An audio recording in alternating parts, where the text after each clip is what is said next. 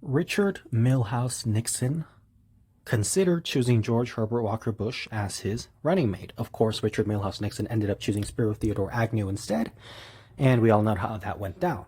Now, what if Richard Nixon had chosen George H.W. Bush? Spiro Agnew was never chosen as Richard Nixon's running mate. It was George H.W. Bush instead. Well, for starters, I think the policies would have still remained the same. A Nixon-Bush administration would have been no different from a Nixon-Agnew administration in terms of the policies. They would still have done the war on drugs, genocide in Cambodia, massive destruction of Lyndon Johnson's Great Society programs. Richard Nixon would have still come up with the ridiculous idea of the individual mandate system, forcing American people to buy insurance on the private market. Of course, the blueprint for what later became Obamacare. Obamacare is really Nixon care, as I've said. But the point is, having George H.W. Bush as vice president instead of Spiro Agnew wouldn't change much for Richard Nixon. Now, Richard Nixon would still get in trouble during his second term because he would still be caught spying on the DNC, and there would be a lot of pressure, and Richard Nixon would still resign. But in this scenario, George H.W. Bush is the vice president, and so George H.W. Bush would still be vice president. He would not have resigned, and Gerald Ford would not be in the picture. Gerald Ford, Spiro Agnew are not in the picture. So with George H.W. Bush as vice president, George H.W. Bush would simply just become president. And President George H.W. Bush would pardon former President Richard Nixon.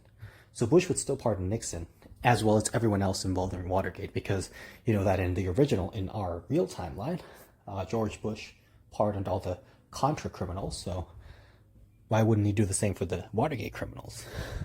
But the point is, George H.W. Bush would have pardoned Richard Nixon, and there would have been a massive backlash to George H.W. Bush, and his popularity would plummet and go down. It'd just be destroyed.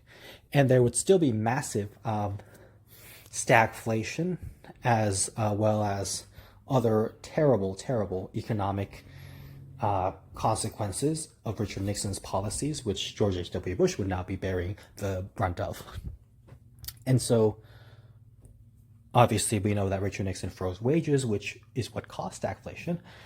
But of course, the full effect of that would be coming during George H.W. Bush's time.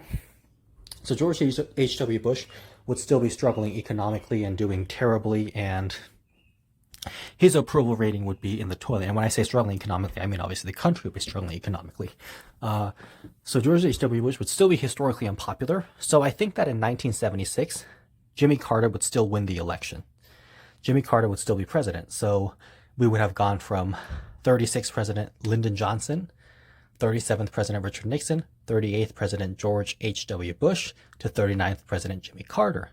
And I think Jimmy Carter would have still governed the same way that he did in the original timeline. He would have still started the neoliberalization and corporatization of the Democratic Party. He would have still governed the exact same way that he did, and so he would have faced consequences, and he would have suffered a massive defeat at the hands of the biggest monster ever, Ronald Reagan. Ronald Reagan, terrible president, but Ronald Reagan would still become president in the scenario, except, of course, the vice president, Ronald Reagan's vice president, would not be George H.W. Bush. It would just be someone else. So Ronald Reagan and whoever his vice president would be, those two, would just be president and vice president and just do horrible things. And in 1988, it's possible Michael Dukakis would still lose, but it really depends on who he's facing off against, because I doubt that George H.W. Bush would be able to come back to politics after having lost to Jimmy Carter in 1976. In that scenario, I doubt George H.W. Bush would have much of a viable future. So who would Mike Dukakis be running against in 1988? Well, I don't know.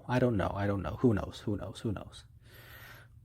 But let's say Dukakis still loses, and then a Republican still gets in, but still does horribly, and there's a recession, as well as an imploding economy, as all of that stuff. And whether or not the Persian Gulf War happens is up for debate, because George H.W. Bush would not be in office in this scenario, but maybe the defense contractors and horrible military-industrial complex people would still get their Persian Gulf War, whatever. So, yeah, that would happen. And I think Bill Clinton would still end up winning the election in 1992 if that happened. And then would George W. Bush win? Not sure, because George W. Bush, one of the worst presidents ever, but he unfortunately had advantage due to his name recognition because his father used to be president. So Without that name recognition, would he win? Not so sure. So in this scenario, would maybe John McCain win the Republican nomination? And would John McCain be president? Because if John McCain were president, John McCain would govern exactly like George W. Bush and Richard Bruce Cheney. George Walker Bush and Richard Bruce Cheney. Because John McCain was a horrible warmonger as well.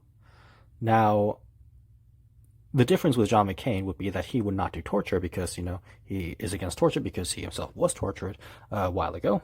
So he's against torture, so the only difference is a McCain administration would not do torture. But otherwise, it would just be as horrible as the Bush-Cheney administration, or the Cheney-Bush administration, as people like to call it.